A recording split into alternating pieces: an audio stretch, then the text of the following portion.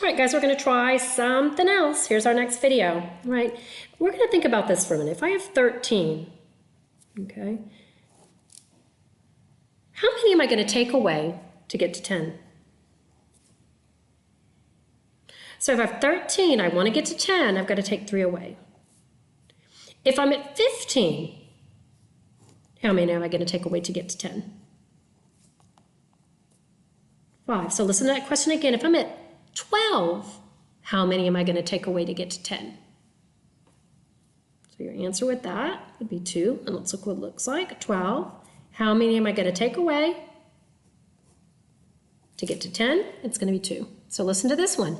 14. How many am I going to take away to get to 10? 14. How many am I going to take away to get to 10? And your answer for that is 4. 17. How many am I going to take away to get to 10? 7. Let's try this. 16. How many am I going to take away to get to 10? Your answer for that should be 6. Now we're going to need this strategy for what we're going to do in our next video, so practice it a little bit. If I'm at 13, listen to the question. How many do I need to take away to get to 10? I need to take away 3. I want you to watch this for a minute. If I have 10 here now, because you practice your sums of 10, and now I want to take away 4, what would my answer be? Oh, I know my sums of 10, so that's going to be 6.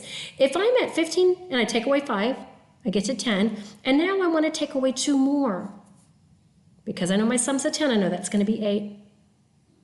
If I'm at 10 and I take away 7, I know that's going to be 3. I want you to keep that in your mind because you're going to need that for the next video. Okay, so let's look at that again. If I'm at 17, I need to take away 7 to get to 10. If I'm at 18, how many do I need to take away to get to 10? 8. All right, we're going to need that for the next video, so practice those a little bit.